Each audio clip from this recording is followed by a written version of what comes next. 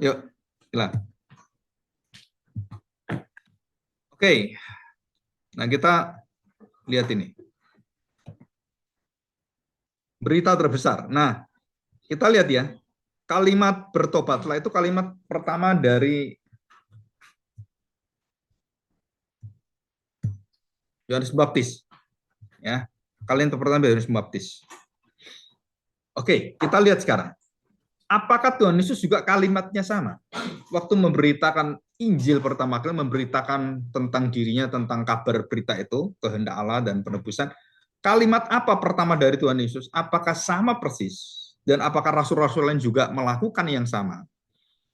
Kalau sama, nah berarti ada pola. Ada pola itu ada semacam yang sudah dibentuk, yang supaya kita mengikutinya, supaya kita menjalaninya. Jadi ada semacam urutan-urutan logisnya. Walaupun itu kehidupan Kristus yang sehari-hari ya. Nah, jadi Yohanes, berita utama dari Yohanes itu apa? Bertobatlah sebab kerajaan surga sudah dekat. Nah, saya harapkan kalian mempelajari tiga hal ini ya. Bertobatlah sebab kerajaan surga sudah dekat. Kerajaan surga. Dan dekat. Kenapa dekat? Kenapa sudah di depan kita, sudah di hadapan kita, dan itu akan datang. Dan waktu Tuhan Yesus kemudian menjelaskan, waktu dia mengatakan bahwa kerajaan Allah sudah tiba. Nah, itu berarti waktu dia menjadi manusia, dia menjalankan seluruh kehendak Allah, melengkapi dan memperlengkapi juga, atau menggenapi, menyempurnakan hukum Taurat dan seluruh ritual itu. Nah, di situ dikatakan kerajaan surga sudah datang. Ya. Jadi ini satu proses. Nah, nanti kita akan belajar apa itu kerajaannya. Kita masuk lebih dulu. Dikatakan di sini bertobatlah sebab kerajaan surga sudah dekat. Nah, kita lihat apakah Tuhan Yesus juga melakukan yang sama? Kita lihat Markus pasal 1 ayat 15. Itu di buku itu ada semua yang saya jelasin. Nah, Markus atau Matius 4 ayat 17 coba gitu ya. Kan tadi Matius 3 kan? Matius pasal 4 ayat 17. Nah, ini. Nah, terakhir kan? Nah, perhatikan kalimat ayat 12. Yesus tampil di Galilea. Tetapi pada waktu Yesus mendengar bahwa Yohanes telah ditangkap, nah selesai kan Yohanes kan nggak bisa memberitakan lagi, ditangkap. Nah setelah ditangkap itu oleh Herodes ya, menyingkirlah ia ke Galilea. Ia meninggalkan Nazaret, kampung halamannya itu, dan diam di Kapernaum. Di tempat Kapernaum itu dekat Danau Galilea, dan itu kampung nelayan, kampung orang-orang cari ikan.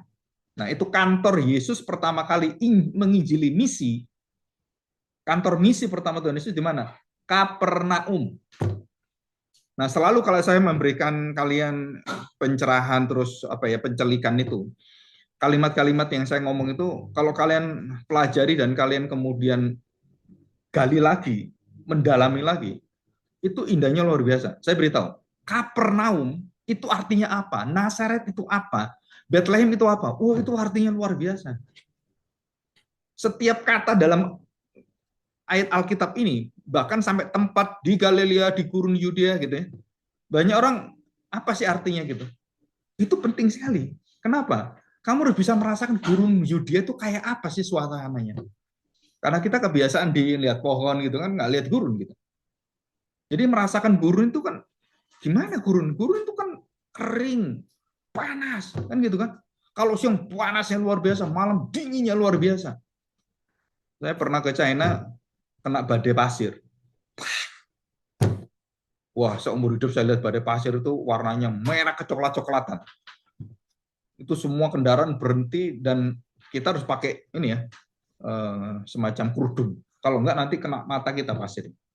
Itu wah, tsunami itu ya, istilahnya tsunami pasir gitu.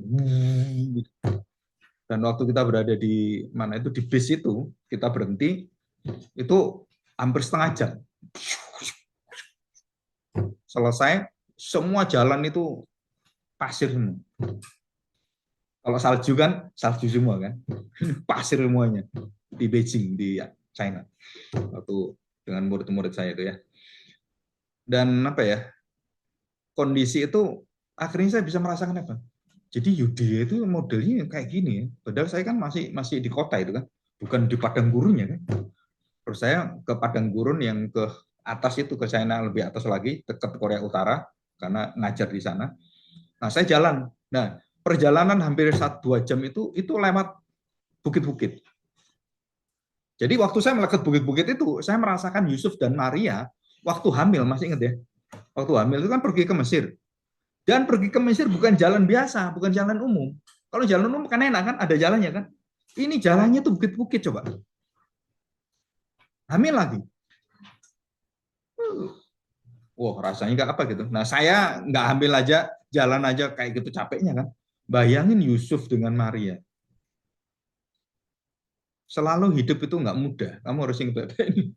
Nggak ada hidup mudah. Jadi kalau ada orang ngajar hidup lancar, diberkati, itu omong kosong. Tuhan Yesus mengatakan, kamu akan menderita bersama dengan aku.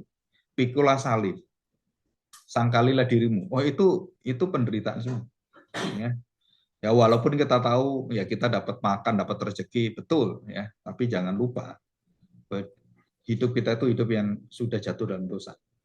Nah, ini kita lihat ya. Ayat 12. Sudah ya kan? Ditangkap kan? Ia meninggalkan Nazaret dan kemudian ke Zebulun, Naftali. Ini semua ada ceritanya semua. Nah, kalau kalian klik di yang bintang itu, ini kan ada bintang kan? Nah, kan? Itu kan perjanjian lama semua. Ya kan referensi perjanjian lama. Dikatakan begini, supaya genaplah firman yang disampaikan oleh Nabi Yesaya, tanah Zebulon dan tanah Naftali. Jadi Zebulon Naftali itu sudah dinubuatkan 600 tahun sebelum Tuhan Yesus datang, tahu nggak? 600 tahun. Mesias akan datang dan dia akan di sana. Nah ini, tanah Zebulon dan tanah Naftali, jalan ke laut, daerah seberang sungai Yordan, Galilea, di wilayah bangsa-bangsa lain. Bangsa-bangsa yang diam dalam kegelapan telah melihat terang. Nah, siapa terang? Terang itu siapa? Tuhan Yesus, bukan Yohanes. Yang besar terangnya itu mega, ya mega force itu ya. Dan bagi mereka yang diam di negeri yang dinaungi laut, telah terbit matahari. Dinaungi maut, yang kegelapan dan maut mati itu, akhirnya ada kehidupan. Ya, terus dikatakan di sini, sejak waktu itulah, nah sejak Yohanes ditangkap dan sudah tidak ada yang memberitakan kerajaan Allah lagi, giliran siapa? Estafetnya ke siapa? Ke Tuhan Yesus. Dia membuka perjanjian baru, dia membuka zaman baru, dia membuka Taurat yang baru, dia membuka Yerusalem baru, dia membuka bait Allah baru. Ya. Di sini, sejak waktu itu Yesus memberitakan apa? Persis sama. Dia ngomong apa? Bertobatlah sebab kerajaan Allah, kerajaan surga sudah dekat. Sama nggak beritanya? Sama kan? Yohanes Pembaptis mewakili seluruh nabi-nabi dan kemudian dia di sini, Tuhan Yesus di sini itu memberitakan sama seperti Yohanes beritakan, sama seperti nabi-nabi beritakan, diberitakan Yohanes, diberitakan Tuhan Yesus, dan sama diberitakan Tuhan Yesus, diberitakan kepada rasul-rasul semuanya, dan kepada gereja, dan kepada kita semua yang nanti jadi hamba Tuhan. Apa? Bertobatlah. Kerajaan Allah sudah dekat. Isinya apa? Kerajaan Allah. Injil kerajaan Allah. Injil kerajaan itu apa? Ya tentang Yesus, tentang perkataannya, tentang hatinya, tentang kemurahannya, tentang kasihnya dan semuanya. Ya. Jadi ini jelas ya, dikatakan demikian. Oke, di dalam Markus juga ada, ini ada referensinya. Nah sekarang kita buktikan, apakah berita kerajaan Allah ini juga ada di dalam Kisah Para Rasul. Ya, jadi kita lihat sekarang. Oke. Nah, saya nggak detail ya, nggak detail. Tapi saya ingin masuk kalian masuk ke dalam Kisah Para Rasul pasal 1.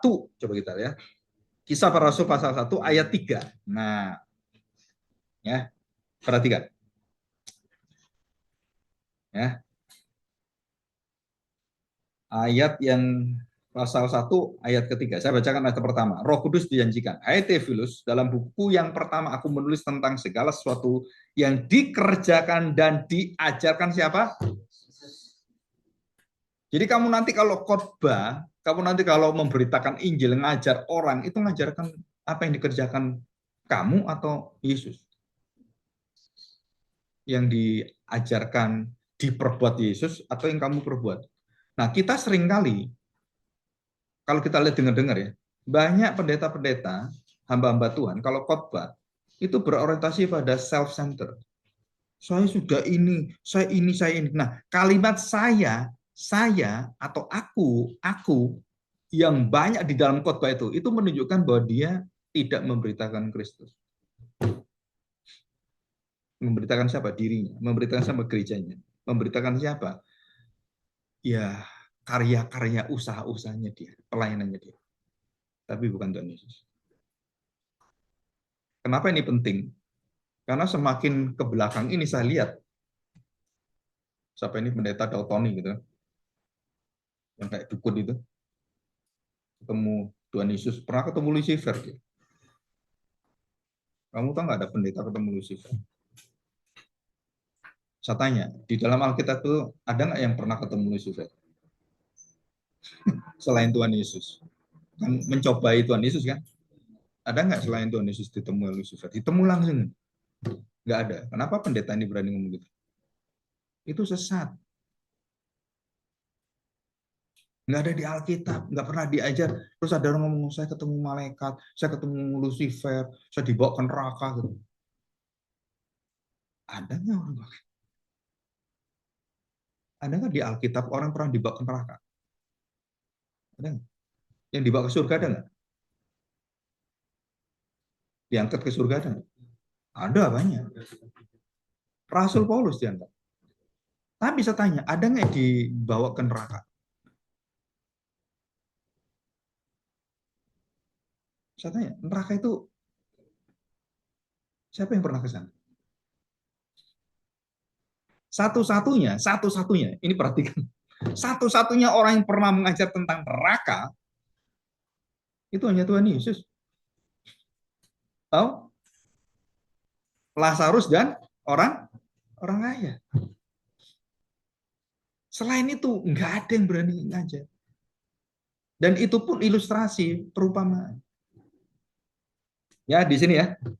Dikatakan, sampai pada hari ia terangkat, sebelum itu ia telah memberi perintahnya oleh Roh Kudus kepada rasul-rasul yang dipilihnya. Diberikan perintah. Nah, jadi ini perintah. Perintah itu boleh ditawar nggak? Nggak boleh. Ini kan raja kan? Tuhan. Kamu diperintah. Ah Tuhan, sorry. Saya belum siap. Aduh Tuhan, jangan dong. Kenapa? Saya nggak bisa ngomong. Aduh, ngomong susah saya. Musa kan gitu kan? Musa tuh ngomongnya gagap. Rada-rada masalah dengan lidah. Tuhan katakan, siapa yang menciptakan lidahmu? Memang aku nggak bisa ngubah lidahmu. Kan bisa aja kan namanya Tuhan. Nah, dikatakan di sini, rasul-rasul itu diperintah, ya memberi perintahnya melalui siapa? Melalui Roh Kudus kepada rasul-rasul yang dipilihnya.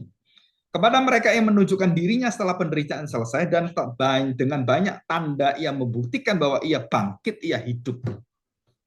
Ya. Sebab selama 40 hari, 40 hari. Ngapain Tuhan Yesus 40 hari? Kok belum naik-naik ke surga? Kok nggak ninggalkan? Kan ini sebelum terangkat itu kan. Yesus sudah ke Bapa nggak? Sudah. Tapi dia tidak terangkat. Terangkat artinya melihat apa yang dikaryakan itu, nah dia ke Bapaknya itu hubungan relasi intra. Intra itu di dalam diri Bapa, Anak, dan Roh Kudus. Jangan sentuh aku harus ke Bapa. Nah, tidak dikatakan dia ke Bapa itu terangkat. Itu nggak ada kejelasan kan? Tapi tubuh fisiknya itu kemudian terangkat. Kalau kalian lihat di TV-TV kan, di YouTube itu kan, ada orang terangkat kan, David Blaine apa itu, wah, gitu kan. Sampai dia bisa keliling gitu kan. Kan itu pakai magnet sebenarnya. Kalau kalian tahu, itu pakai magnet, ya. Nah, pakai magnet dan kita nggak tahu kalau mata kita itu ditipu bahwa di belakang dia itu ada kaca dan kaca itu bisa tembus. Jadi kalau kita lihat nggak kelihatan backgroundnya, kayak kelihatan langit. Padahal itu ada ininya, ada apa itu orangnya di situ ada semua. Jadi di sebelah dia itu, nah dia terangkat itu, nah dia dikasih itu jadi dia tuh, wah orang pikir wah kalah Tuhan Yesus ini, ada orang terangkat ini, ya kan? Kamu saya tanya, kamu mikir nggak nanti kamu akan terjadi seperti itu dirimu? Bener Pak?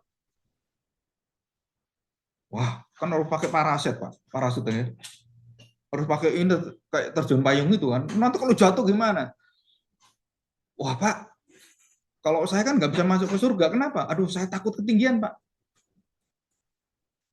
Saya bisa, aduh bisa kencing-kencing ya Pak. Nah, kalau kamu sekarang berada bersama dengan Tuhan Yesus dan Tuhan mengatakan bahwa kamu akan diangkat, parusia, namanya parusia, pengangkatan orang percaya, dan kamu diangkat, kamu takut nggak? Tuhan, Tuhan, Tuhan. Sama dengan Petrus ya, waktu terjun ke laut, benar? Tenggelam kan? Aneh, Petrus itu pelaut kan? Petrus nelayan kan? Dia kan pelaut juga. Saya tanya, kalau Petrus nelayan, apa dia nggak bisa renang? Bisa. Lah kenapa dia nggak tenggelam? Tenang, harusnya renang aja. Kayak batu gitu kan. Kan bisa ngambang kan dia harusnya kan gitu kan. Ya kenapa dia tenggelam?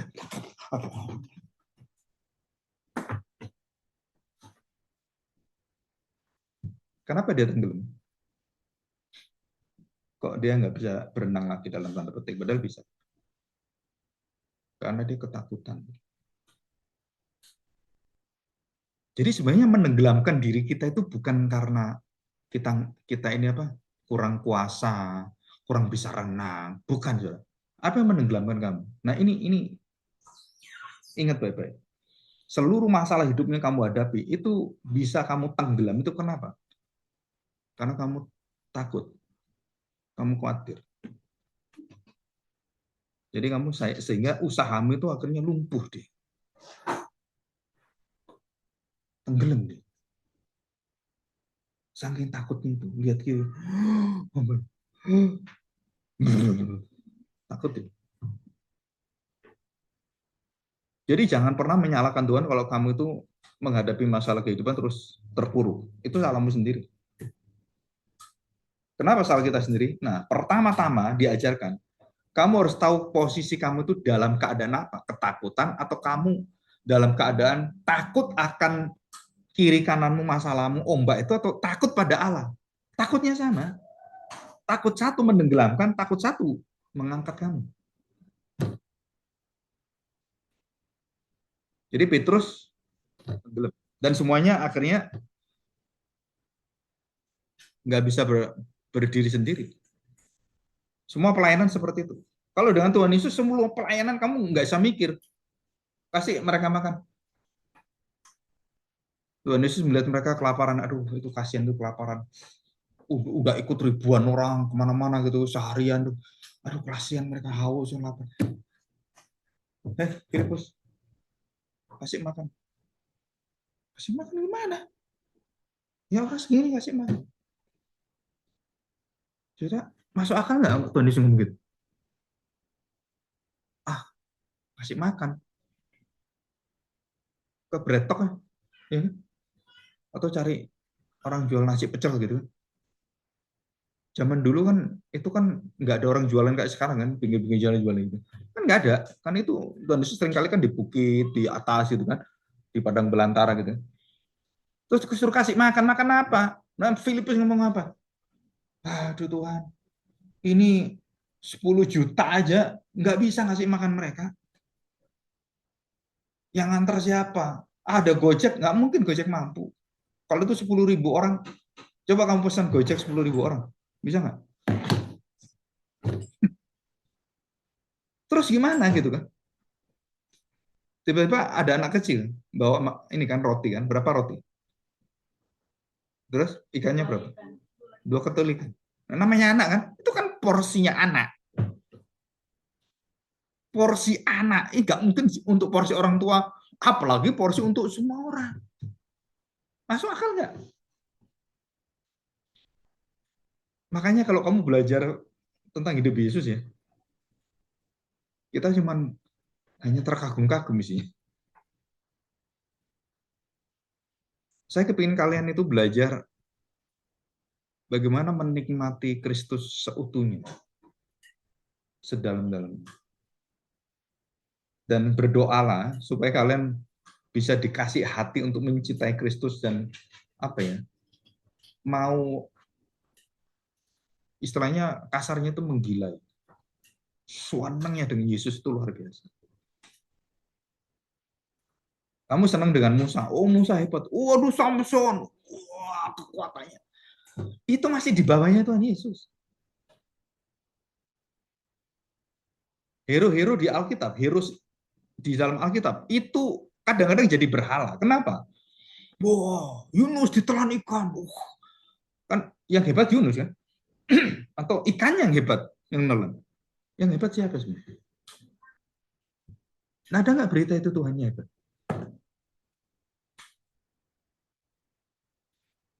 Saya setiap kali orang khotbah gitu ya, saya cuma cari satu. Kapan pengkhotbah ini menjunjung Kristus, menjunjung Allah Tuhan, dan puncaknya tuh khotbah dia tuh di situ. Begitu gagal, setiap kali kita ngomong Tuhan Yesus, Allah, yang sedih siapa? Tuhan Yesus. Khotbah-khotbah yang tidak mengagungkan, meninggikan Kristus, memamerkan demonstrasi kuasa Allah, kemuliaan Allah, yang sedih siapa? Tuhan. Maka Tuhan kenapa ngirim Roh Kudus? Karena kamu seringkali nyeleweng, nggak fokus. Maka Roh Kudus dikasih. Saya waktu menemukan kebenaran ini, 40 hari Tuhan Yesus itu ngapain? Apa kerjaannya 40 hari? Nemui orang gitu kan. Ada 500 orang yang ketemu oleh dia. Itu di kisah pasal satu ini ada semua. 500 orang. Di 1 Korintus juga dijelaskan lebih detail bahwa itu 500 orang lebih. 40 hari ngapain Tuhan Yesus? Kan ada kepercayaan kan di kampung-kampung kita kan. Orang mati itu 40 hari itu rohnya masih ada. Bener nggak? Pernah dengar nggak? Kadang dikasih kopi, kopinya tinggal separuh gitu. Oh, ini kopinya diminum, barang yang minum saya. Mak saya ngomong ini ngkongmu ini. Waduh, datang kemarin. Kenapa? Kopinya tinggal separuh. Saya dengan kakak saya tertawa. Kenapa? Yang minum kita ya. Katanya nggak boleh diminum. Itu bahaya kalau berhala kan. Nah, terus saya pikir-pikir, nah Tuhan Yesus apa seperti itu? Jadi roh gentayangan. Halo Petrus. Setan, hantu. Kan gitu kan. Atau Tuhan Yesus datang pertama kali dianggap siapa? Tuhan Yesus tuh ada 3 kali nggak salah, ya kira-kira. Waktu murid-murid lihat di laut, Tuhan Yesus tuh berjalan di laut. Hantu, hantu, hantu. Tambah dekat dia kan, tambah dekat kan, jalan di atas saya kan, di laut itu bukan di kolam renang, di laut bebas gitu ya, jalan dia. Ya, siapa ngomong nggak hantu coba? Coba kamu di tengah-tengah laut terus ada orang gitu kan, jalan gitu. Wih, wih, penampakan. Ini Tuhan Yesus datang, murid-muridnya semua hantu, hantu. Bedanya Tuhan dengan hantu apa? Saya ngasih ilustrasi ini, semua tak ajar ilustrasi. Bedanya cuma di penekanannya aja. Kamu hidup untuk siapa? Ditekan untuk siapa? Tuhan, Tuhan, hannya ditekan. Tuhan, Tuhan jadi hantu. Tuhnya kamu tekan. Tuhan, Tuhan, Tuhan, Tuhan, tuh jadi hantu. Kamu hidupmu mau kemana? Mau ikut siapa? Fokusnya kemana? Dan tidak ada pilihan. Kamu tuh atau han. Kalau ya kamu harus Tuhan. Tuhan. Ngantuk sedikit Tuhan. Tuhan. Tuhan. Jadi hantu nanti. Ngantuk hantu. Ditempeleng Tuhan ya. Ya 40 hari. Coba kita lihat apa yang dibacakan 40 hari. Nah ini ya. Ayat 3. Kepada mereka yang menunjukkan dirinya setelah penderitaannya selesai dan dengan banyak tanda yang membuktikan bahwa ia hidup, sebab selama 40 hari ia berulang-ulang menampakkan diri. Ya, menampakkan diri. Kepada siapa? Kepada 500 orang lebih ya. Dan berbicara. Ya berbicara itu bukan bicara asal ngobrol ya. Mempercakapkan. Termasuk mengajarkan, termasuk menjelaskan, menasihati, itu semua di situ, berbicara. Dikatakan berbicara kepada mereka tentang apa? Coba, kerajaan Allah. Saya tanya, kamu selama kamu hidup ya, selama kamu hidup, dengar khotbah, pernah nggak dengar khotbah kerajaan Allah yang jelas, yang dijelaskan? Pernah?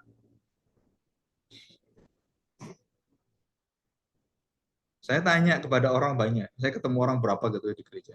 Saya tanya,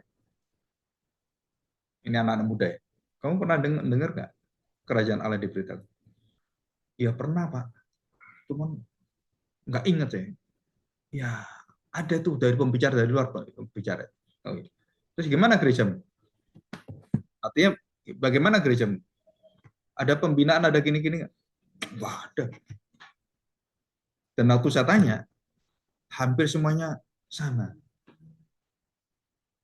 Saya tanya sekarang, kalau Roh Kudus itu membawakan, ini Roh Kudus kan?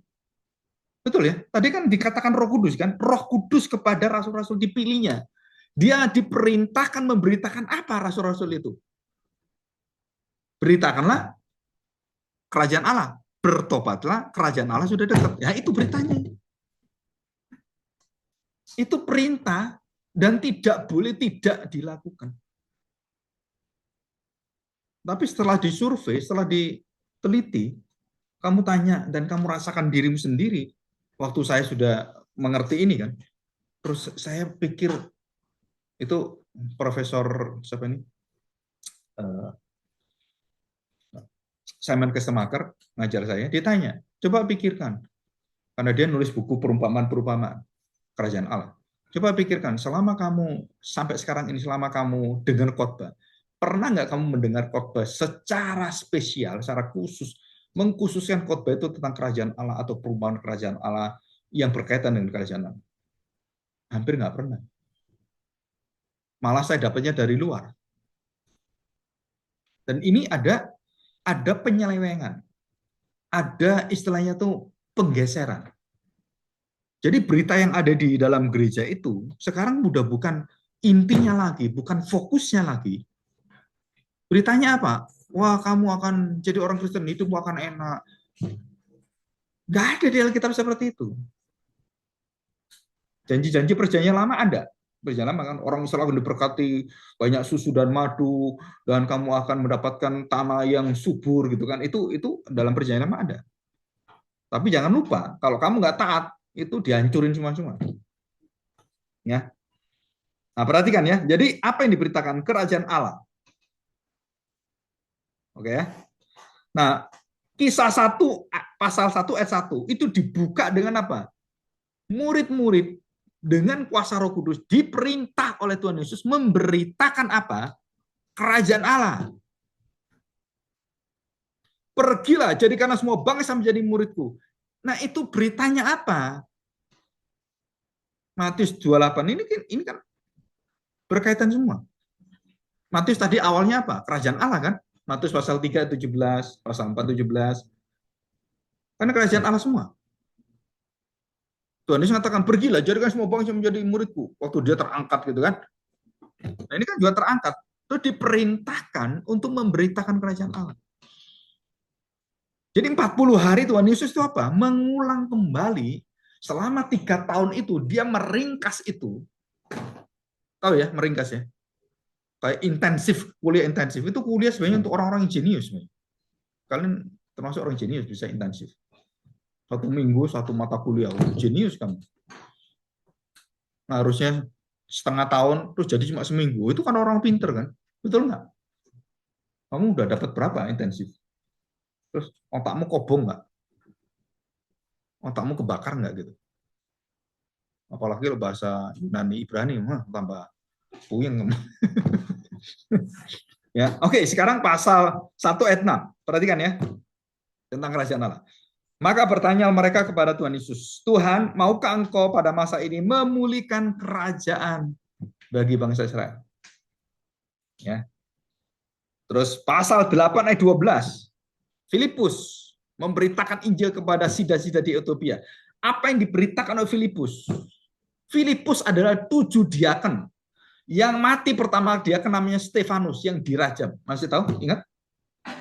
Nah, kalian kalau saya ngomong nggak ingat, berarti kalian nggak pernah baca Alkitab. Nggak mengulang-ulang. Sehingga nggak tahu Stefanus siapa, ini apa. Itu berarti kamu nggak pernah baca Alkitab. Tapi kalau pernah baca Alkitab sekali saja, itu pasti disinggung, dia pasti ingat. 10 kali kamu tahu ceritanya. 100 kali kamu diberkati luar biasa. Jadi 7 diaken itu, Nikanor sampai Stefanus, Nikanor itu, terus kemudian Filipus, itu diaken.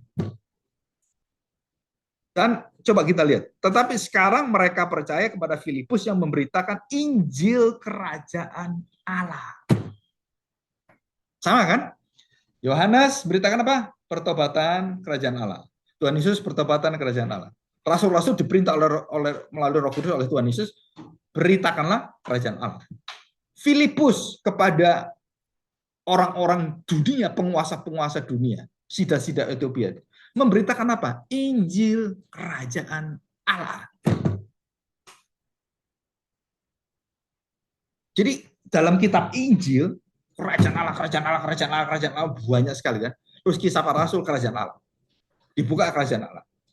Ditutup dengan kerajaan Allah. Nah, saya ingin kalian, jadi ini kalian sudah bisa tulisin jadi UAS tentang kerajaan Allah.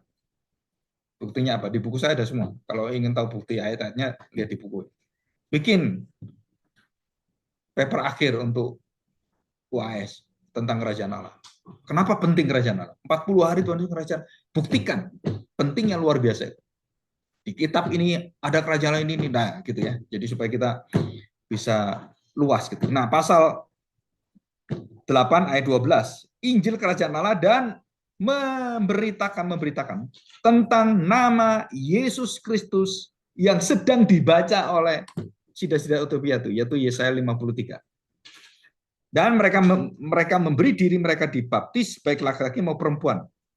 Ya.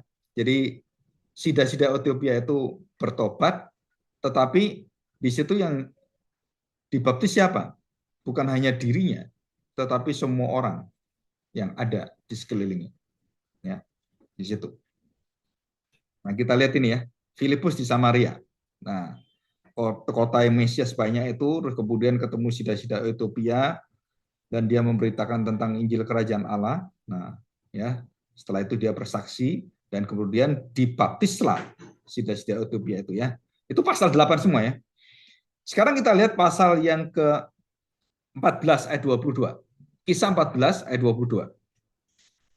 Di tempat itu mereka menguatkan hati murid-murid itu dan menasihati mereka supaya mereka bertekun dalam iman dan mengatakan bahwa untuk masuk ke dalam kerajaan Allah. Jadi beritanya apa? Kerajaan Allah. Artinya kerajaan Allah itu adalah surga mulia, hidup yang kekal. Itu sama, ya, setara. Dan kita harus mengalami banyak sengsara, banyak pergumulan, banyak penderitaan. Pasal 19 ayat yang ke-8. Ini semua kisah para rasul ya. Jadi mulai dari awal, dari tengahnya para rasul, Filipus semua, Petrus semua, Paulus, dan sampai akhir yang beritanya itu apa? Kerajaan Allah. Ya, selama 3 bulan Paulus mengunjungi rumah ibadah di situ dan mengajar dengan berani. Apa yang diajar oleh Paulus? Tadi kan Filipus, Petrus. Paulus ngajar apa? Ya, oleh pemberitaannya ia berusaha meyakinkan orang tentang apa? Kerajaan Allah lagi.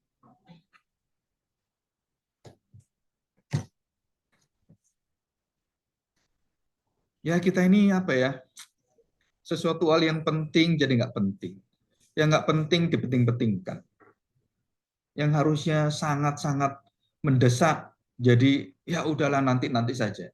Yang nggak ada gunanya didesak-desakan. Coba kamu lihat sekarang moralitas yang sudah masuk dalam mimbar dan khotbah. Kemarin siapa ini? Si Faisal dengan si Arwan. Ada lagi beberapa orang. Pak, kami khotbah yang seperti Bapak ajar itu. Mereka tuh berat, Pak. Kenapa berat? Mereka maunya tuh yang ringan-ringan. Nggak mau belajar Alkitab. Nah, terus saya tanya, terus kalian gimana? Kamu tinggalkan atau mau berjuang gitu? Dan mereka mengatakan, kami tahu yang benar, kami berjuang. Karena sudah, apa ya, orang itu kebiasaan jemaat itu terlalu lemah. Nggak mau belajar, nggak mau apa gitu kan. Nah, makanya gereja jadi orang-orang bodoh. Secara gereja itu ada tempat orang-orang yang paling jenius itu keluar dari gereja. Ya, penemu daripada genetika, penemu daripada alat-alat yang canggih-canggih semua, Blaise Pascal, penemu komputer pertama kali itu Blaise Pascal, dan dia anak Tuhan. Dia menemukan bahasa komputer 0101, dan sampai hari ini itu dipakai menjadi dasar semua bahasa komputer termasuk AI. Siapa menemukan? Anak Tuhan. Penemuan genetik anak Tuhan, hampir semuanya itu kalau kita lihat itu anak-anak Tuhan, dan khususnya orang Israel, Yahudi. Yang menemukan bom atom orang Yahudi, Einstein orang Yahudi, Oppenheimer semua orang Yahudi. Teknologi pertanian tercanggih orang Yahudi. Kenapa orang Yahudi bisa pointer dan bisa luar biasa seperti itu? Dah bayangin kamu. 4.000 tahun bangsa Yahudi itu mengalami kesengsaraan yang luar biasa. 4.000 tahun sejak terbentuknya zamannya Yakub. Bagaimana mereka susah di Mesir, masih ingat kan? Mereka diperbudak di Mesir. Aduh, perjalanannya luar biasa, digembleng. Bahkan mental daripada kebangsaan Yahudi itu, nggak ada satu bangsa yang bisa ngelawan mereka. Dibentuk oleh Tuhan seperti itu. Kekuatannya mental, aduh. Ya, oke. Jadi memberitakan kerajaan Allah. 3 bulan Rasul Paulus ngapain? Memberitakan kerajaan Allah. Jadi isi 3 bulan, pagi, siang, sore, pagi, siang, sore, sampai kemudian Tikikus itu tahu ya. Orang yang Tikikus saya dengar, saya seneng dengar Paulus sampai malam dia dengar. Terus dia duduk di pinggir jendela. Kan itu tinggi kan, terus dengar Paulus, terus orang namanya orang capek kan, dari pagi dengerin, wah seneng, lama capek, jatuh dia, jatuh, kena kepalanya, mati dia. Dengar apa? Dengar kerajaan Allah. Terus kemudian dibangkitkan, dihidupkan lagi, didoa oleh Paulus, bangkit deh, hidup lagi.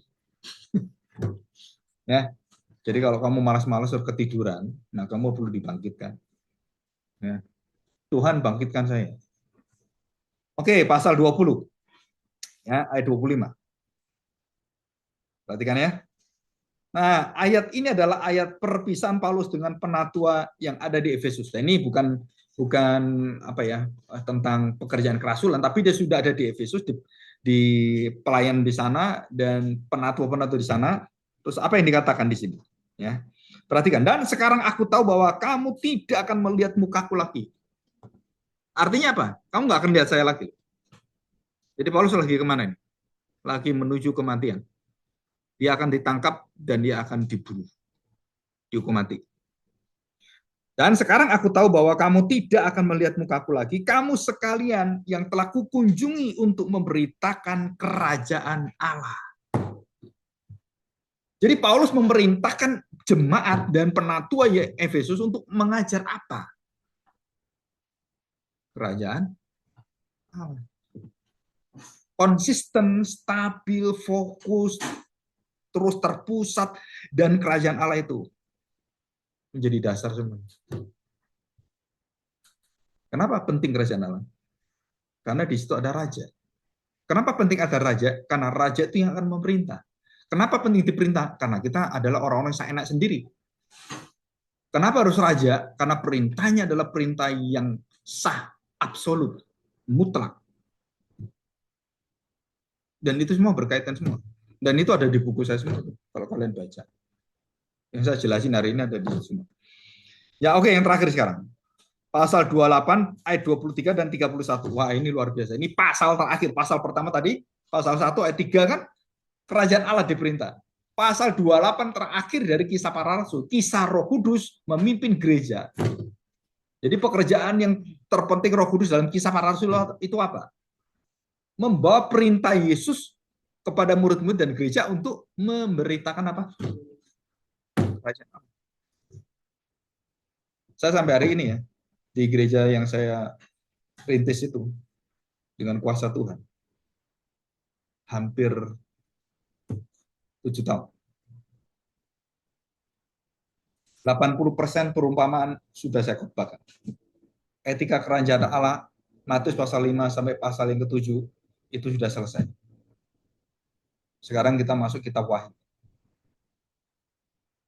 Jadi tiap ayat per paragraf, per perikop.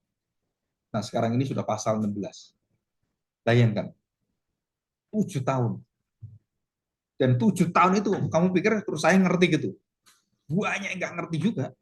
Dan banyak terkagum-kagum. Jadi semakin saya ngulang, ini kan saya ngulang kan, ngajari saya ngulang kan. Saya ngulang nggak tahu sudah berapa puluh yang ngajarin. Tapi setiap kali saya ngulang, itu dengan saya ngajar pertama dengan hati yang sama, semangatnya sama, nggak berubah. Dan juga saya kepingin kalian juga bisa nangkep api kemuliaan kerajaan Allah itu. Supaya kamu bisa punya kekuatan yang luar biasa. Itu dari roh Tuhan. Roh Kudus itu kan api. Jadi dikatakan di sini kan, lalu mereka menentukan suatu hari untuk Paulus. Pada hari yang ditentukan itu datanglah mereka dengan jumlah besar ke tempat tumpangannya. Ini orangnya berapa? Waduh, ratusan ini yang datang. Ia menerangkan dan memberi kesaksian kepada mereka tentang apa? Ayat 23. Tentang apa? Tentang kerajaan Allah. Ya kan? Ya, kerajaan Allah tentang Yesus Kristus kan. Nah, kalimat selanjutnya, dan berdasarkan hukum Musa dan kitab para nabi, ia berusaha meyakinkan mereka tentang Yesus. Jadi kerajaan Allah Yesus, Injil kerajaan Allah ya Yesus. Apa isinya kerajaan Allah? Apa yang diajar Tuhan Yesus? Apa yang dilakukan Tuhan Yesus? Apa yang diperbuat Tuhan Yesus? Apa yang diingin Tuhan Yesus? Apa yang dirasakan Tuhan Yesus? Itu adalah berita kerajaan Allah. Yang terakhir sekarang. Nah ini yang luar biasa. Ini saya ayat ini paling senang. Dan dengan terus terang, tanpa rintangan apa-apa, nggak bisa dirintangkan oleh siapapun. Iblis kerajaan kegelapan nggak bisa perintangin. Ia memberitakan kerajaan Allah dan mengajarkan tentang Tuhan. Oke ya, setuju ya. Jadi kalian punya tugas apa? Dan perintah dari Sang Raja dengan memberitakan kerajaan Allah. Injil kerajaan, memberitakan Yesus Kristus yang berkaitan dengan kerajaan Allah. Perintah-perintahnya.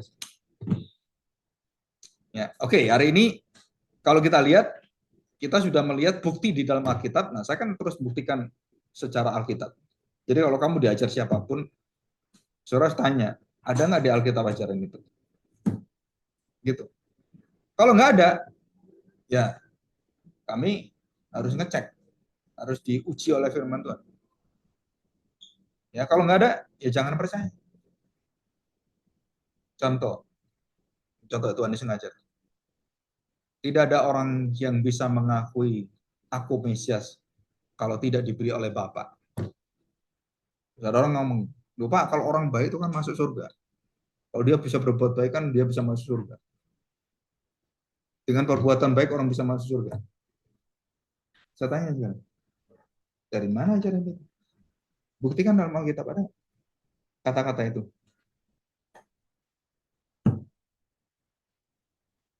Coba kita lihat Efesus. Ya. Sebentar. Efesus pasal 2 ayat 8. Coba.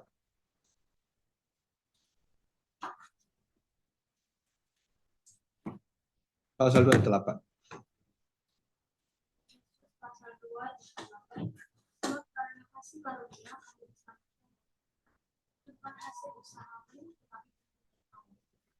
Kalimat ini jelas ya? Jelas sejelas-jelasnya. Bukan perbuatan baikmu, bukan usahamu. Nah sekarang ada orang ajar. Oh nggak bisa kalau kita nggak baik, ya hilang keselamatan kita. Terus kamu percaya siapa? Percaya Alkitab ini? Atau percaya pada orang itu? Atau mungkin hambatan, pendeta, atau siapa? Atau penginjil? Nanti ini dampaknya kemana-mana. Efesus 2 ayat 8, 9, 10 nanti itu dampaknya kemana-mana. Loh, kalau saya nggak bisa taat gimana? Keselamatan saya hilang, kan? Betul nggak? Ketaatan itu usahamu nggak? Ayo taat, usaha nggak? Usahamu. Jadi kalau saya nggak bisa taat, ya saya nggak bisa. Terus kalimat ini nggak dikatakan, bukan karena hasil usahamu, bukan karyamu, bukan perbuatan perbuatan baikmu, bukan perbuatanmu, tapi pemberian kasih karunia Allah. Jadi saya tanya, kalau saya nggak bisa melakukan, ya memang kamu orang berdosa. Saya bisa melakukan, memang bisa sempurna kamu melakukan. Nggak bisa kan? Kalau saya bisa melakukan, ya pemberian Allah. Kan caranya itu. Bukan perbuatan baikmu, itu pemberian Allah yang dikasih kamu. Matius, coba gila, Matius 16. Ya. Maka jawab Simon Petrus, engkau adalah Mesias anak Allah yang hidup. 17, kata Yesus padanya, berbahagialah engkau Simon bin Yunus, sebab, coba baca, coba baca lagi, siapa itu? Kamu baca. 17, berbahagialah engkau bin Yunus. Kata Yesus kepadanya, berbahagialah engkau Simon bin Yunus, sebab bukan manusia yang menyatakan itu kepadamu, melainkan Bapa-Ku yang di surga. Sebab apa? Bukan manusia, bukan kamu. Bapakku di surga. Saudara, ayat Alkitab itu jelas semua ya. Kenapa kita bikin ajaran-ajaran yang ngelawan firman Tuhan? Jadi saya itu tidak mengajari kalian untuk melawan orang, enggak. Mempertahankan Alkitab. Apa yang diajar Alkitab kamu pegang, terus kamu amini. Itu sauh, jangkar yang kuat dalam imanmu itu. Kalau itu nggak ada, berdasarkan ngomongnya, wah kamu akan terombang-ambing nggak bisa habis. Saya 8 tahun terombang-ambing seperti orang gila. SMA kelas 1 sampai saya selesai kuliah, 8 tahun. Terus saya menemukan yang tadi itu kan, tentang Christolocentrism, Christ vision itu, rahasia itu, yang saya jelaskan minggu pertama. Wah itu kebuka semuanya. Wah, semua itu begitu terbuka ya. Semua itu seperti Tuhan itu berikan seperti rajutan. Cacat, ikut semua dia. Yang dulu saya nggak ngerti itu bisa ngerti sekarang. Wah udah. Kenapa? Karena kuncinya kita ketemu. Siapa kuncinya? Yesus Kristus. Kunci perjanjian lama Yesus Kristus. Kunci keselamatan Yesus Kristus. Penebusan Yesus Kristus. Kemuliaan Yesus Kristus. Mengenal Allah Yesus. Semua Yesus Kristus. Tanpa dia, nah dikatakan Yesus adalah pengantara. Akulah jalan, betul kan? Akulah kebenaran, akulah hidupmu dan hidup semua manusia. Di luar aku, tidak ada orang bisa datang kepada Bapa. Loh Pak, dia baik Pak. Oh dia tuh orang, aduh rohani yang baik. Kenapa nggak selamat? Loh Pak, kalau namanya dia Pak Selamat gimana? Kan pasti selamat kan? Bukan namanya yang menyelamatkan. Tapi hasil usaha bukan kamu. Bukan perkataanmu. Tapi pemberian dari Allah. Siapa yang ngomongin? Ini Tuhan Yesus sendiri. Ya. Oke, kita lanjutkan. 1 Korintus pasal 4. Nah, sekarang kita buktikan di dalam 1 Korintus. Ya.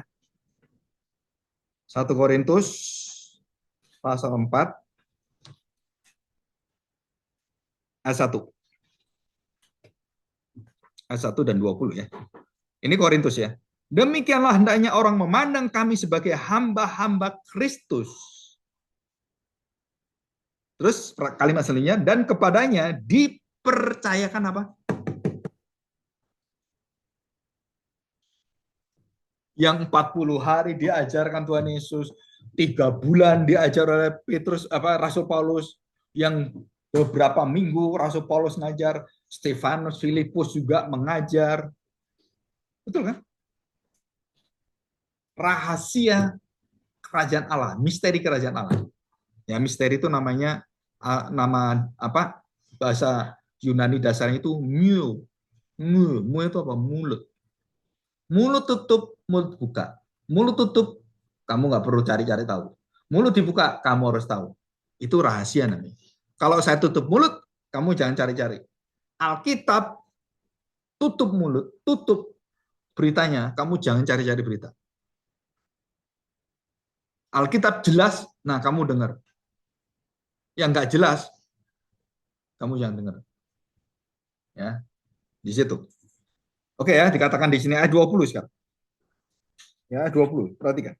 Sebab kerajaan Allah bukan terdiri dari perkataan tetapi dari kuasa. Ya. Apa bedanya? Saya beritahu begini. Supaya kita tahu beda. Ada orang suaminya mati. Semua orang ngomong ini. Tuh ya, yang sabar ya. Tuhan hibur kamu ya. Semua ngomong gitu kan. Itu kan perkataan. Tapi yang kena di hati ibu ini, ada seorang ibu yang masih lebih muda dari dia, nyamperin dia. Dia ngomong gini,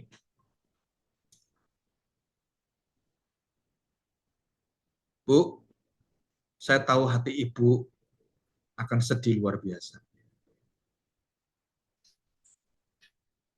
Terus dia ngomong kalimat ini, saya mengalami kematian lebih daripada kematian yang ibu alami. Di waktu yang sama, ini cerita sungguh-sungguh ya, ini di gereja saya. Anak saya mati tahun lalu, tanggal 24 Desember. Satu anak mati.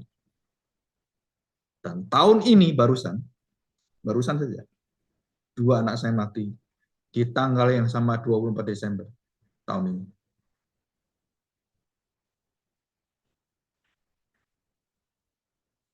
Saya mengerti betapa dalamnya sakit hati kita. Kadang kita cari siapa yang salah. Mungkin saya salah, mungkin suami saya, kenapa diizinkan pergi, kenapa seperti ini, sehingga sampai akhirnya terjadi seperti ini. Dan kita bisa banyak salahkan orang. Tetapi ibu tahu, siapa yang sedang dididik oleh Tuhan? Bukan orang lain, Bu. Tapi kita.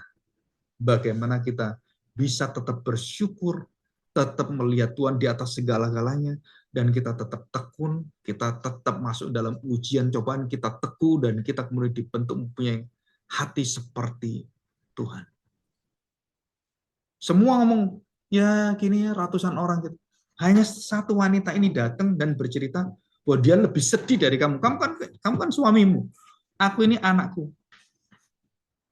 1 anakku, 2 anakku, dan kemudian suaminya dia mati. Wah, itu langsung kena hatinya. Nah, karena dia orang Kristen, dia mengatakan, seperti Abraham mempersembahkan anaknya. Masih ingat kan? Ishak. Dan kemudian mau disembelih. Bagaimana rasanya Bapa surgawi kehilangan anak surgawi, Yesus Kristus, yang disembelih untuk manusia. Wah, itu menyentak dia. Karena dia rohnya ada. Ini kan rohnya sama kan? Roh Kudus kan? Begitu dibukain firman Tuhan, wah itu. Nah, namanya itu bukan perkataan tapi kuasa. Nah, itu artinya. Bisa ngerti? Kuasa itu ada satu hubungan jiwa dan kemudian bisa menggugah hati kita. Tuhan Yesus ngajar, orang Farisi ngajar sama tentang hukum Taurat sama. Tapi kenapa kamu penuh kuasa? Kok ahli Taurat orang Farisi kami dengar biasa aja. Kenapa khotbahnya nih kok biasa aja ya? Kenapa khotbah orang ini kok saya ingin dengar ya? Karena ada rohnya, kuasa. Bukan karena perkataan, bukan karena ucapan, tapi rohku kata Tuhan. Di mana itu ayat perjanjian lama? Zakaria, coba kita lihat. Ya, kalian bisa catat aja ya. Zakaria pasal 4 ayat 6. Ya. Maka berbicaralah, ia katanya, inilah firman Tuhan Yahweh kepada Zerubabel bunyinya, bukan dengan keperkasaan, ya, maksudnya perkasaan manusia, bukan dengan kekuatan, kerajaan, militer, uang, kedudukan, nama baik, kehebatan, talenta, kepintaran, no, kecakapan, bukan. Bukan, katakan kan, bukan dengan keperkasaan, bukan dengan kekuatan, melainkan dengan rohku. Firman Tuhan semesta alam. Jadi kalau kita bisa berbicara kemudian menggugah hati orang itu roh. Bukan cuma pikiran otak. Rohnya itu kena. Ya kalian bisa punya kekuatan khotbah yang seperti itu harus punya hubungan dengan Tuhan yang dalam. Walaupun kita punya dosa banyak juga, sama.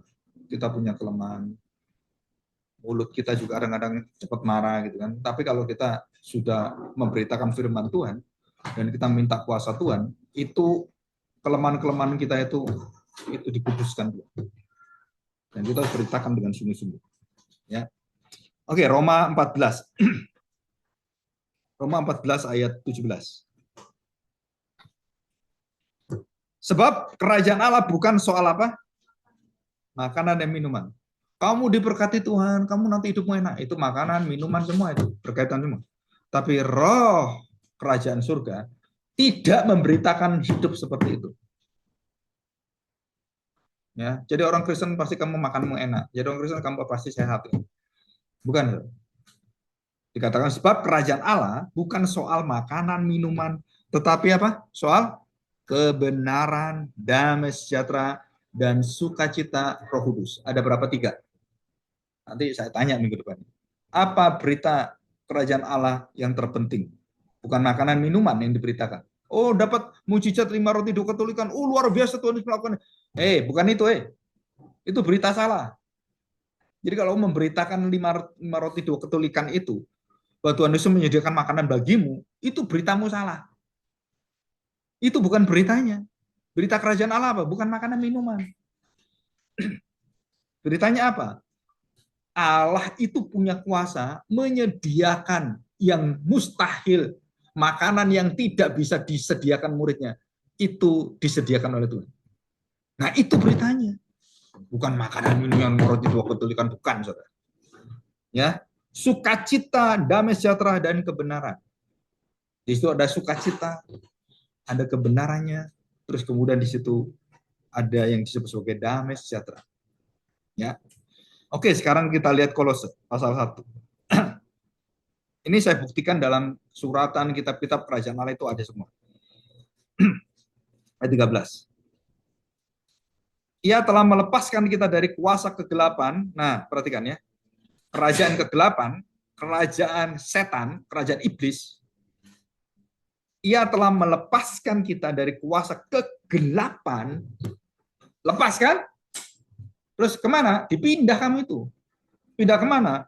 Dan memindahkan kita ke dalam kerajaan terang, kerajaan anaknya, kerajaan kebenaran yang kekasih, yang dicintai oleh Bapa. Di dalam dia kita memiliki penebusan kita, yaitu pengampunan dosa. Nah, pertobatan. Kembali lagi pertobatan. Injil kerajaan Allah tentang Kristus. Ya, kerajaan Kristus, kerajaan anaknya, kerajaan Allah. Oke, sekarang kita lihat yang terakhir ya. Roma pasal 16. Sebentar, ada nggak?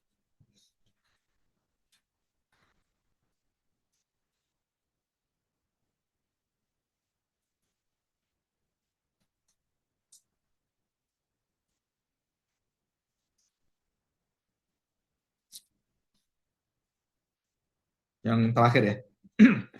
Ayat 25. Bagi dia yang berkuasa menguatkan kamu menurut Injil yang kumasyurkan dan pemberitaan tentang Yesus Kristus. Nah, saudara begitu ngomong Injil, itu konteksnya adalah Injil kerajaan Allah. Ya, jadi nanti ringkesnya akhirnya jadi Injil, tapi di dalamnya itu kerajaan Allah tentang Yesus Kristus sesuai dengan pernyataan rahasia yang didiamkan berabad-abad lamanya, yang sekarang telah dinyatakan dan yang menurut perintah Allah yang abadi telah diberitakan oleh kitab-kitab para nabi kepada segala bangsa untuk membimbing mereka ke dalam ketaatan iman. Bagi dia satu-satunya Allah yang penuh hikmat oleh Yesus Kristus. Segala kemuliaan sampai selama-lamanya. Amin. Saya akan berikan satu ilustrasi ya. Ini ilustrasinya. Ini satu karya dari pelukis namanya Rembrandt. Ya. Nah, Rembrandt itu seorang pelukis ini ya, natural ya. Jadi manusia ya manusia gitu kan. Jadi bukan abstrak seperti itu. Nah, saya ingin kita belajar tentang kasus ini ya, kasus lukisan Rembrandt. Yang disebut dengan kasus lukisan dia tuh judulnya tuh Penjaga Malam. Ya, itu tadi saya jelaskan 1 Korintus tadi kan, terus kisah para rasul semuanya. Nah, tambah ke belakang, berita tentang kerajaan Allah itu semakin nggak terdengar. Jadi gereja itu kemudian tidak bisa melihat lagi bahwa kerajaan Allah itu sesuatu yang diperintahkan keharusan dan mutlak. Itu hilang. Seperti lukisan ini. Kenapa? Karena di furnish. Oh, lukisan ini kemudian mulai kusam dan kemudian mereka perbaiki. Nah, memperbaiki lukisan Rembrandt itu bukan semakin mengeluarkan aslinya, semakin ketutup aslinya.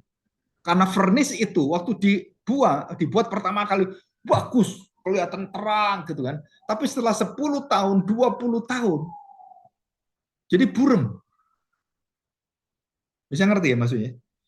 Jadi tujuannya kan baik kan supaya lukisannya tambah bersih, itu kemudian tambah cemerlang, bercahaya dan semakin hidup gitu kan. Nah, dikasih furnish itu.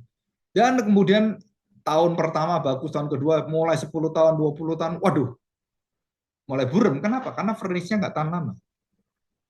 Maka di servis lagi kan, terus di furnish yang baru lagi dan dimasukkan furnishnya itu. Baru nggak sampai 5 tahun burem lagi karena terjadi cuaca panas sekali yang ada di daerah Roma itu dan tambah burem. Nah, tambah di furnish awalnya bagus, terus lama-lama burem, tambah di furnish burem dan sampai berapa kali di furnish akhirnya sudah tahu lukisannya hancur. Nah, ini lukisannya. Jadi wajah-wajah orang itu akhirnya nggak kelihatan. Di situ kan ada perasaannya kan. Itu setiap wajah itu punya perasaan. Mewakili perasaan-perasaan. Oh, bagaimana perempuan yang kecil itu dan bagaimana ada di sana dan bagaimana orang-orang itu kemudian menikmati dengan itu ada yang bawa alat musik, terus kemudian ada yang kemudian berbicara dan kemudian ada yang banyak ngomong. Nah, yang 2 orang di bawah itu ada 2 orang ini. Itu panitia yang akan merenov dan merehabilitasi lukisan itu. Nah, bagaimana menghilangkan lukisan itu dari furnish itu? Nah, usaha mereka yang menutup dengan furnish, dengan menghilangkan semua itu, saudara, gampang itu ya, gampang itu merusak. Betul ya? Tapi memperbaiki, mempunyai nama baik itu jaganya itu puluhan tahun, ratusan tahun turun-temurun. Tapi ngerusak, gampang. Kalau nggak percaya, kamu orang baik gitu ya, nyolong aja sekali ke rumah orang, nyolong gitu. Nyolongan, ngomong sama orang, anaknya nyolong, nyolong. Terus semuanya orang, kita ngomong, oh saya nggak nyolong, nggak percaya orang. Kenapa? Karena kamu udah dicap pencuri. Nah seperti ini, jadi furnish itu kemudian bukan semakin memperbaiki, bukan semakin mencerahkan, tapi semakin merusak. Nah sama dengan berita Injil. Berita Injil juga sama. Kayaknya wah kita menghadirkan Yesus yang waduh, yang ideal. Kenapa? Yesus yang kalau memerintahkan itu orang buta sembuh. Wah, luar biasa. Nah, kita furnish. Kita buat Yesus yang menarik gitu loh. Yesus yang disukai orang. Yesus yang diterima oleh jemaat. Yesus yang tidak neko-neko. Yesus yang ya ngerti kebutuhan kita. Di situ, Saudara. Nah, itu furnish-nya. Ada hamba Tuhan yang baru datang dan kemudian memberitakan bertobatlah. Wah, jemaat akhirnya kaget lagi. Wah, kami sudah sesat ini. Terus berjalan waktu, gitu lagi, gitu lagi. Dan akhirnya, saudara, bagaimana caranya? Maka saudara-saudara harus dicuci otak istilahnya. Harus dibersihkan dan semua furnish yang lama itu betul-betul dibuang semuanya sehingga hanya ada yang cat yang asli. Walaupun rusak, banyak yang rusak catnya. Jadi menghadirkan yang aslinya walaupun ini sudah dirusak. Dan itu akhirnya jadi indah lukisan ini. Sama dengan kita. Jadi bagaimana mengembalikan itu semuanya? Kita harus kembali pada berita kerajaan Allah, berita tentang Yesus Kristus. Apa yang dia perbuat, apa yang dia lakukan. Supaya membuang semuanya, Pak. Yesus palsu, Injil palsu, Kristus yang seenak sendiri, Kristus yang sesuai dengan kebutuhan, Kristus yang cocok dengan homoseks, LGBT. Saudara tahu Yesus yang baru digambarkan mereka? Gendernya apa? Mukanya nggak perempuan, nggak laki. Bajunya tidak perempuan, tidak laki. Jadi bisa bencong, heteroseksual, bisa homoseksual, bisa lesbianisme. Itu wajah Tuhan Yesus yang baru itu. Mereka seenak-enaknya bikin wajah Tuhan Yesus yang homo.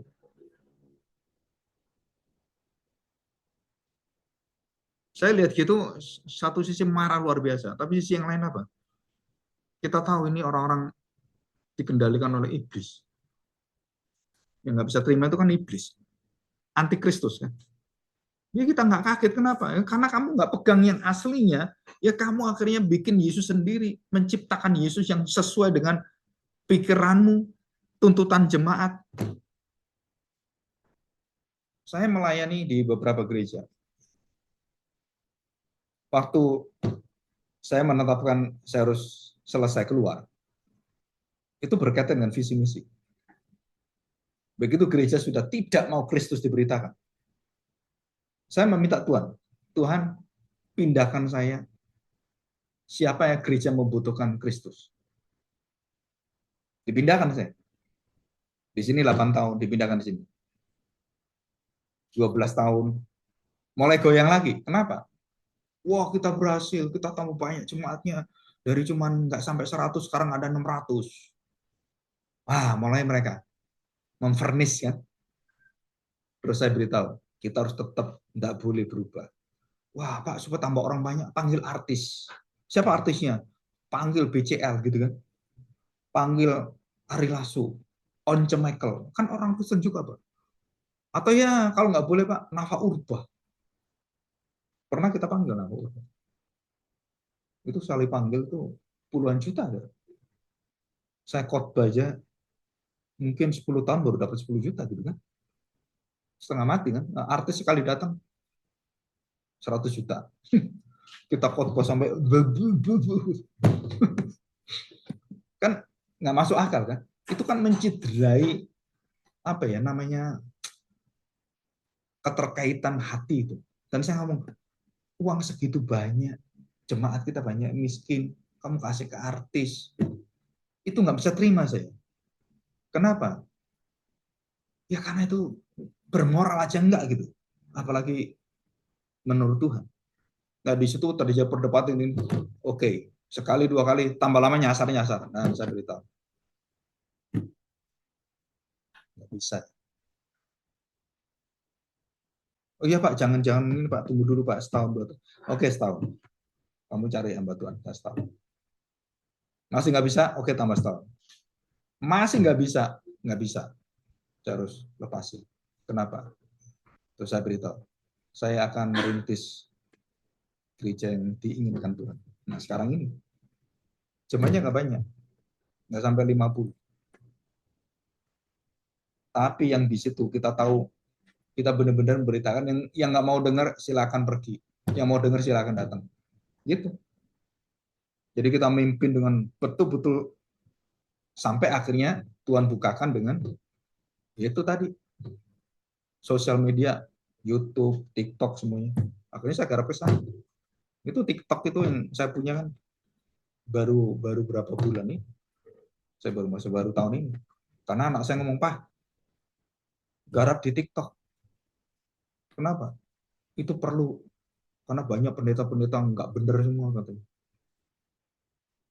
Bidik orang itu pacaran boleh, free sex boleh. Yang penting dicoba dulu. Kalau nggak cocok dilepasin. Wih, gila bener ini pendeta. Namanya Brian, tahu ya? Tahu Brian? Oh, itu akhirnya dia mengatakan, oh saya udah mengundurkan diri, dipecat gitu kan. Coba istirahat, aduh, belum lagi yang hamba Tuhan yang aneh-aneh gitu banyak. Nah, akhirnya ya udah kita garap. Dan saya berikan, ya karena itu kan cuma 1 menit, beberapa jam. Ada yang lama katanya. Ya. Oke, ini contohnya ya. Salah satunya. Nah ini akhirnya selesai, jadi bagus. Dan ini murni asli, cat aslinya, dan tidak ada varnisnya, dibuang semua varnisnya. Tapi beberapa bagian memang agak sulit. Ya. Nah, apa yang agak sulit? Yang warna-warna yang berwarna cerah itu akhirnya banyak yang rusak. Yang putih-putih itu ya, yang di tengah. Dan minta izin kepada dewan kurator ya yang menjaga lukisan-lukisan itu, akhirnya memanggil pelukis-pelukis tertentu untuk menyesuaikan dan mengecat kembali beberapa bagian yang rusak. Dan itu seorang pelukis-pelukis yang jago-jago. Dan bahannya pun bahan yang sama. Dicarikan bahan yang sama. Akhirnya jadi. Nah, lukisan ini harganya puluhan miliar.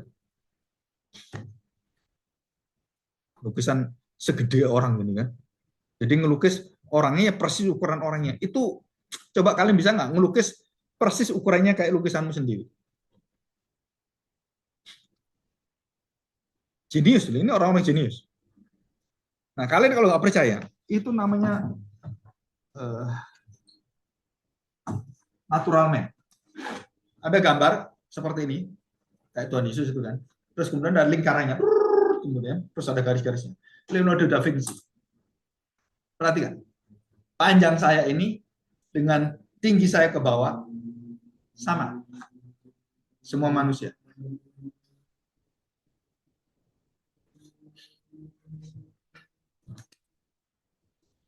Saya pernah selidiki.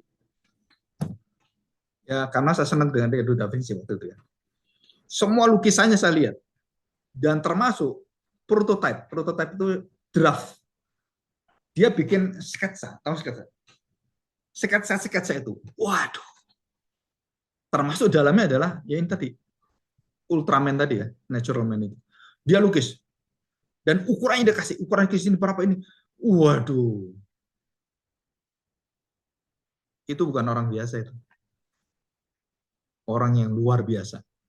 Sebelum ada helikopter, dia sudah sketch helikopter. Itu ratusan tahun sebelum ada helikopter. Nah, kamu sketch apa sekarang? Yang nanti ratusan tahun jadi gambaran yang asli. Coba, mampu nggak? Jadi Leonardo da Vinci ini, Rembrandt, orang-orang yang bisa melintasi zaman. Orang-orang bisa melintasi zaman apa? Dia punya karya. Dia tulis sekarang kan, oh ini gambar. Tiba-tiba tahun 2019 awal, 1922, 1920 berapa itu ya, ditemukan pertama kali helikopter yang mirip kayak gini. Tapi masih orang ya. Dan dia pakai deengkol. Dari atas ini, kayak lembag ini, udah terbang sementara. Terus akhirnya turun, rusak semua. Terus dicoba lagi. Nah, waktu orang-orang itu meniru apa yang digambar Leonardo da Vinci, mereka tidak meniru sedetailnya. Kenapa? Karena Leonardo da Vinci, waktu dia melukis, dia memberikan mesinnya. Ngerti maksudnya? Jadi bukan dengan diengkol, bukan. Dia memberikan mesinnya dan dia gambar mesinnya itu baling-baling. Coba otaknya gimana? Padahal itu belum ada yang namanya pesawat terbang, belum ada. Sepeda motor aja belum ada. Kok dia otaknya bisa ngelus? Terus terjadi ratusan tahun kemudian dan bendanya ada dan terbang. Itu sudah dilukis dan dipikirkan dia.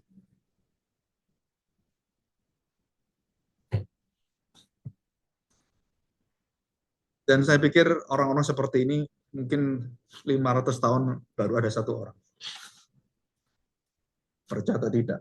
Ya. Tuhan kasih untuk membimbing zaman. Kalau musik itu ada yang namanya Sebastian Bach, Johann Sebastian Bach. Dan siapa ini? Satunya yang Haleluya chorus itu. Haleluya, Haleluya. Tahu nggak? Yesaya itu ya. Dia nuliskan itu. Hampir 3 jam karya itu. Karya terakhir dia melihat salib. Dan waktu dia ingin menuangkan imannya ke dalam nada-nada musik. Saudara, ini tingkatan, bukan tingkatan biasa. Ini tingkat rohaninya tinggi. Kenapa saya katakan rohani? Karena nggak ada orang bisa seperti itu. Handel namanya. Ya, Handel.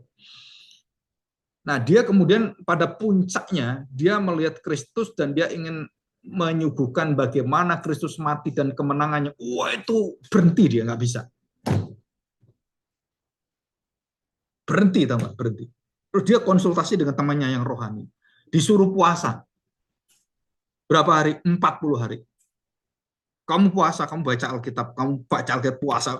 Terus. Dan akhirnya dia berhasil menuliskan tentang bagaimana Yesus yang menderita itu. Di puasa itu. Dan di puncak puasa itu, dia ingin menyatakan kemenangan kebangkitan Yesus. Mentok dia nggak bisa. Seluruh apa yang ada itu buntu semuanya. Terus dia menangis, dia berdoa pada Tuhan. Tuhan berikan anugerahmu. Berikan anugerahmu. Dia nangis-nangis dia. Nah, saudara, di dalam tangisan itu, ini ceritanya ya, dari tulisan-tulisan. Dia mendengar malaikat menyanyi. Apa yang dinyanyikan? Haleluya, haleluya. Ini nyanyian malaikat. Dia dengar. Dan dia tuliskan itu. Setiap lagu itu dipujikan, begitu selesai, Gus Dur, tahu Gus Dur? Itu berdiri. Dihormati. Raja-raja semua berdiri semua. Setiap kali selesai Handel dinyanyikan, presiden, raja Inggris, ratu Inggris, raja Irlandia semua berdiri semua. Kenapa?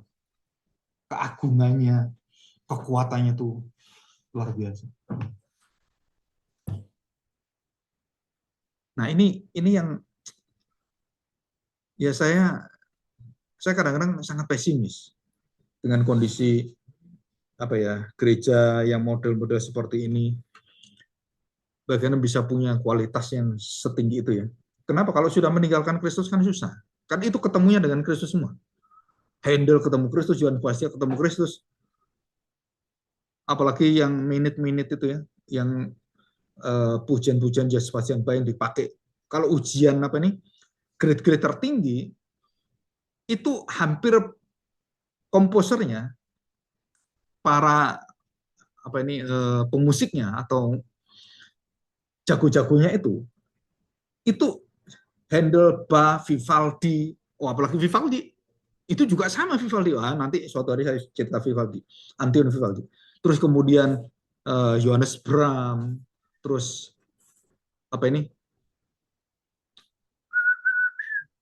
Uh, Siapa namanya? Beethoven. Nah, kamu harus tahu semua tentang Beethoven juga. Coba kalian lihat ya, supaya kalian tahu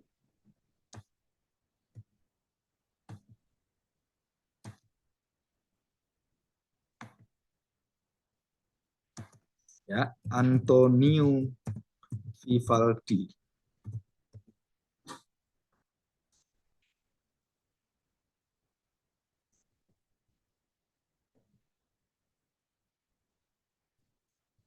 Bisa.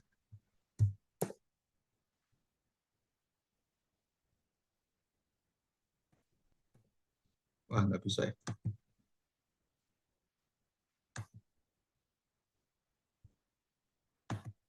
Bentar. Kalian udah dengar Beethoven nggak? Lagunya tuh yang ini.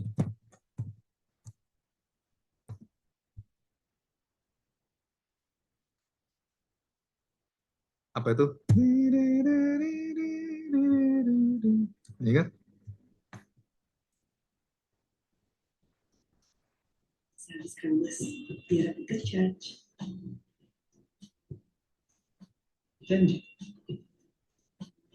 Jadi juga ya, pakai Daily Miracles. Kok nggak bisa ya? Lama ya?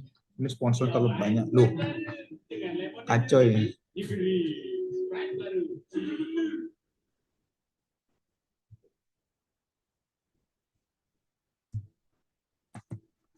Ini semua lagu ya, itu untuk Tuhan.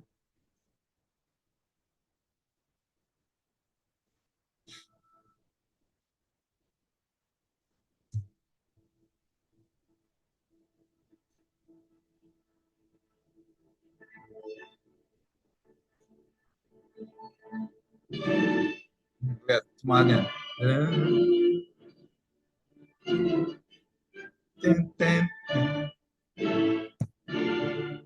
Keagungannya dari kan lambat gini kan, dia naik. Ini semua ada jiwa yang dalam semua. Nah, dia yang menciptakan lagu ini, dia tuh nggak denger tuli bisu, kena penyakit sipilis. Dia cuma tulis aja deh. Jadi gini, kalau orang ciptakan lagu kan, kita begini kan, dia nggak pakai apa-apa, cuma tulis gitu, not-notnya aja. Jadi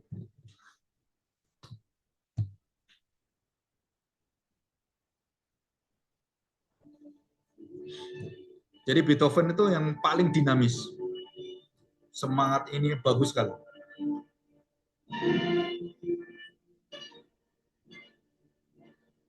Seumur hidup dia orang miskin.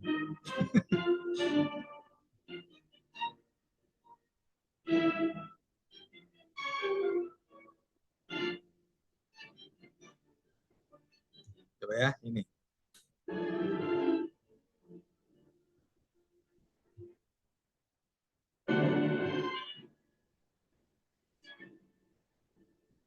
Ini kalau kita lihat grafik itu ya, grafiknya nih ya, naik kan, seret itu.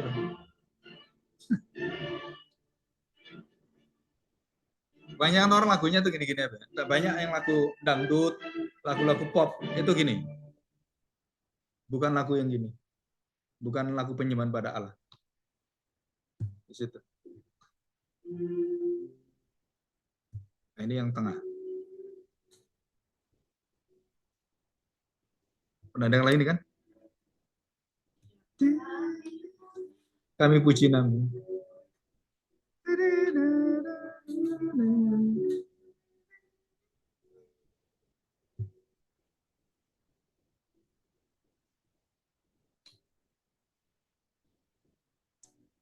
Ini lagu yang apa? Riang bersukaria itu kan, kalau kita kan, tahu kan? Nah, kalau Antonio Vivaldi, ya.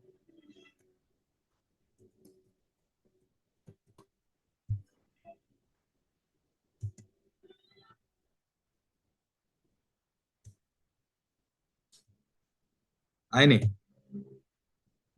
I knew I was underwater. Celaka. I just didn't realize I was this underwater. Haleluya ini ya.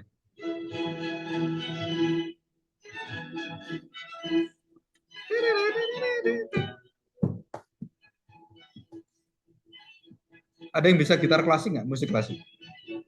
Nggak ada.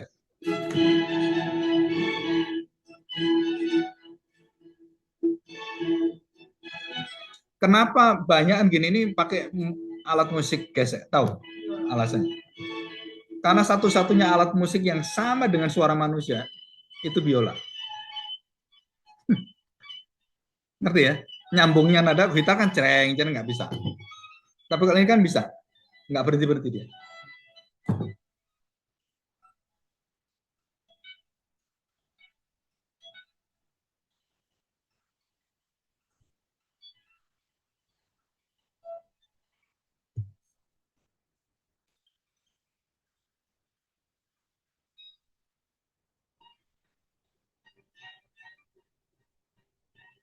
Ini semua lagu gereja. Ini semua lagu gereja. Cuman ini kualitas musiknya itu kan kualitas tinggi ya. Nggak semua orang bisa.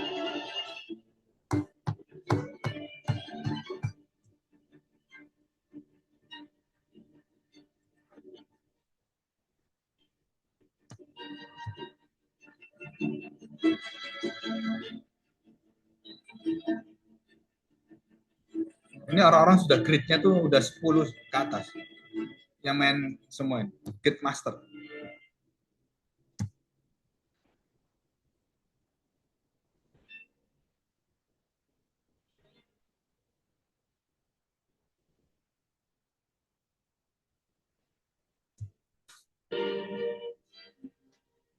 Nah, ini yang paling populer. Ini kalau orang di mana? Itali di Sungai Venice itu lagu-lagu ini keluar.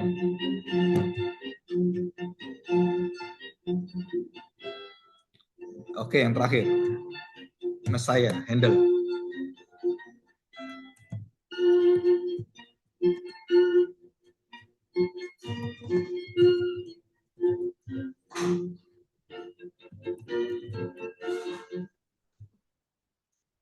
Ini khusus ya, yang cuma satu.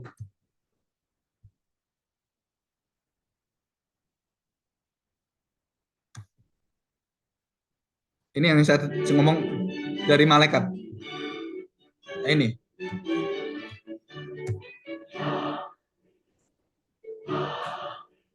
Ini suara malaikat, nyanyian malaikat. Bukan manusia.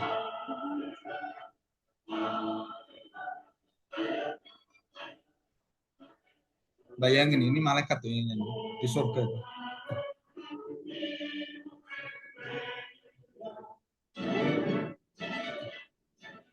Kalian lihat di surga nyanyi gini, merinding semua. Ya?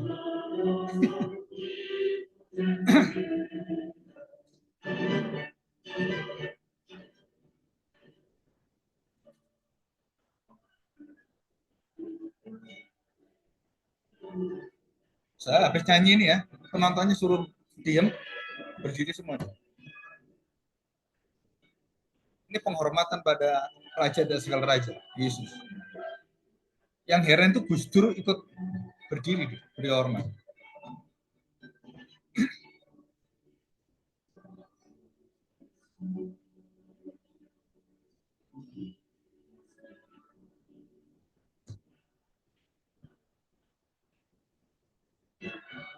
Ini karya sepanjang zaman, orang nggak pernah bosan.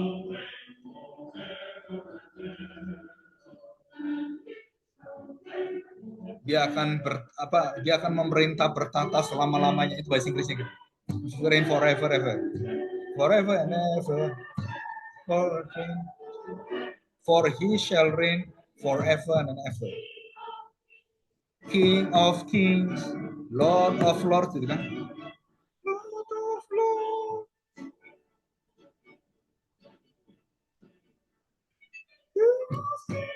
Naik. Naik lagi nanti.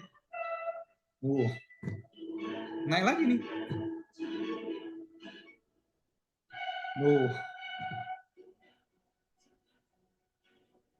Kan dia puncak kan.